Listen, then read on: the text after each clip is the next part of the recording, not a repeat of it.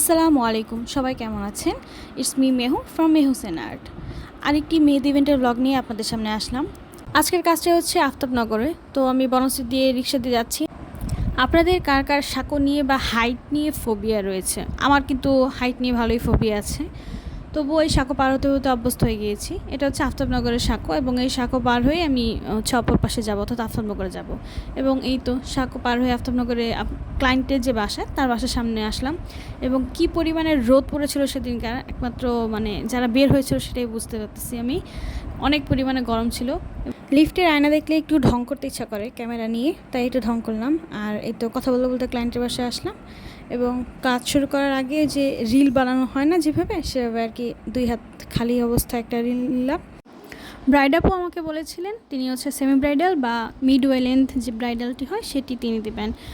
বাসায় যাওয়ার পর তিনি সেটা ডিসাইড করতে বলেছেন, কিন্তু যাওয়ার পর তার কোনো লেন্থই ভালো লাগছিল না, তাই তিনি একদম 3/4 লেন্থ যেটাকে বলে সেই লেন্থের কাজ নিয়েছেন, কিন্তু আরেকটু উপর থেকে কাজ শুরু করতে বলেছিলেন।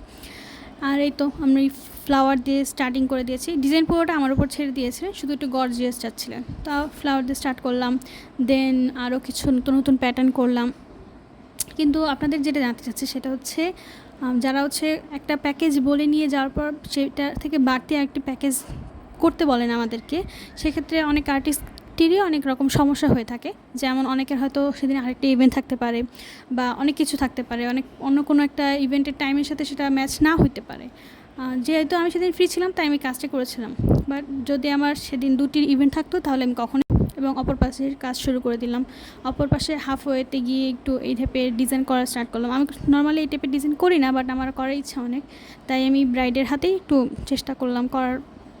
বাই দ্য ওয়ে, আমার ভাঙা গলার জন্য আগে দুঃখিত, আমার ঠান্ডা লেগে গেছে এর জন্য। তাও ভয়েস দিলাম যেহেতু অনেকদিন ধরে এটা বানাবো বলে বলে বানানো হচ্ছিল না। অ্যারাবিক যে ডিজাইনগুলো হয়ে থাকে সেগুলোতে দেখা যায় যে এই টাইপের হিবিস্কাস বা যেটাকে জবা বলা হয়, এই ধরনের জবা করে থাকে। তো সেখান থেকে আমি একটু ইন্সপায়ার হয়েছিলাম এবং সেরকম করার চেষ্টা করেছিলাম, যদিও আমি সেরকম পারিনি। কেননা সব জবা বা হচ্ছে যে একটু এই টাইপের পিওনি টাইপের যে ফুলগুলো থাকে, এগুলোতে শেডিং একটা বড় একটা ব্যাপার, যেটা আমি আসলে তেমন একটা ভালো পারি না। আমি শুধু লোটাসটা রোজটা বেশি ভালো পারি, এছাড়া বাকিগুলো টুকটাক পারি। তাও এই টাইপের একটু জবা বা হিবিস্কাস যেটাকে বলে সেটা আঁকার চেষ্টা করেছি এবং মোটামুটি হয়েছে, একদম এমন খারাপও হয়নি। যাই হোক, প্রথম চেষ্টা ছিল। আর আমার একটা বাজে স্বভাব হচ্ছে, আমি কখনোই বাসায় প্র্যাকটিস করে যাই না। সবসময় গিয়ে নতুন কিছু ক্লায়েন্টের হাতে ধরে সেটাকে করা শুরু করে দিই এবং এই জবাটা এখানে এইভাবেই করা শুরু করেছিলাম। অবশেষে হাতের তালুর দিকে 2 পাশ শেষ হয়ে গিয়েছে এবং সেটার আমি একটা রিলের মতো করে ভিডিও নিলাম।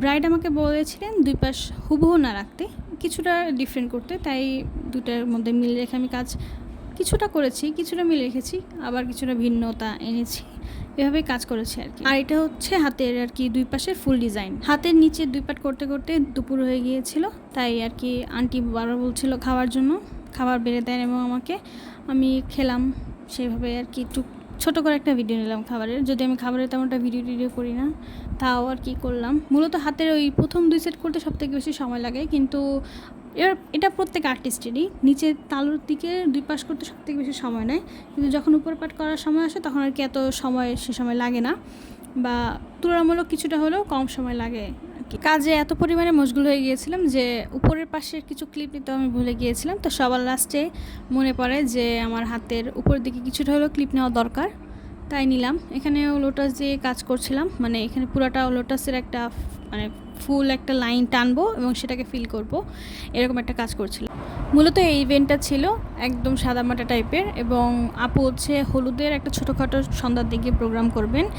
যারা সন্ধ্যার দিকে প্রোগ্রাম করতে চান হলুদ এবং মেহেদি মিলিয়ে, তারা অবশ্যই মেহেদি আর্টিস্টের কাছ থেকে সকালের দিকেই দেওয়া স্টার্ট করবেন, কেননা একই সাথে 2টা প্রোগ্রাম করলে দেখা যায় যে মেহেদির কাজটা তেমন সূক্ষ্ম হয় না, আবার হচ্ছে ক্লায়েন্টও বিরক্ত হয়।